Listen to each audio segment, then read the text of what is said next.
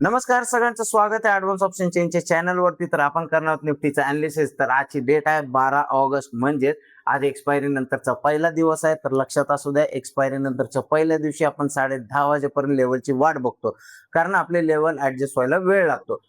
तर आता आपण काय करू शकतो, तोपर्यंत डाटा अनालिसिस करून घेऊया. अनालिसिस मध्ये काय दिसतंय, तर रेजिस्टन्स साईडला आल्यानंतर रेजिस्टन्स साईडला मला नो शिफ्टिंग येट दिसते, म्हणजे माझा रेजिस्टन्स कुठे आहे 24,500 वरती. कुणामुळे? व्हॉल्यूम, ओआय आणि ओआय चेंजमुळे, तिघांमुळे माझा रेजिस्टन्स स्ट्रॉंग आहे. आता त्याचा येलो बॉक्स वाढतोय का नाही तर चेक करूया.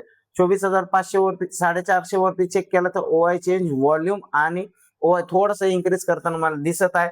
जर हे पर्सेंटेज इन्क्रीजिंग झाल्या तर रेजिस्टन्स शिफ्टिंग टुवर्ड्स बॉटम होऊ शकतो. रेजिस्टन्स शिफ्टिंग टुवर्ड्स बॉटम जर झाला तर मार्केटमध्ये रेजिस्टन्स साईडनी बेरिश प्रेशर येऊ शकतो. आता यूएस सपोर्ट साईडला, सपोर्टला बघूया तर शिफ्टेड फ्रॉम टॉप दाखवतोय 24,450 वरून 24,400.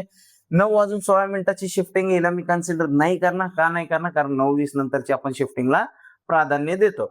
आता बघूया आपण सपोर्टचं पण येलो बॉक्स दिसतंय. पर्सेंटेज ग्राफ ओपन करून चेक करूया. पर्सेंटेज ग्राफ काय इन्क्रीजिंग आहे का नाहीये. 450 वर नाहीये, 500 वर चेक करूया. 500 वरती पण इन्क्रीजिंग नाहीये, म्हणजेच माझा सपोर्ट स्ट्रॉंग आहे. रेजिस्टन्सचा प्रेशर खाली येतोय. प्रेशर जर खाली असेल तर माझे कुठले कुठले ट्रेड बनणार?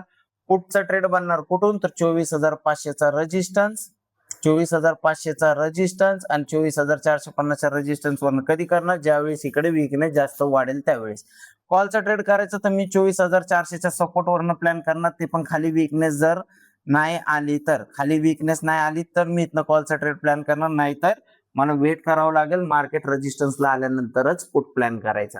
जर रेजिस्टन्सची विकनेस खाली नाही आली तर 24,400 च्या सपोर्ट वरनं मी कॉलचा ट्रेड प्लॅन करणार आहे. व्हिडिओ आवडला असेल तर लाईक, शेअर, सबस्क्राईब करायला विसरू नका. भेटूया पोस्ट मार्केटमध्ये. धन्यवाद.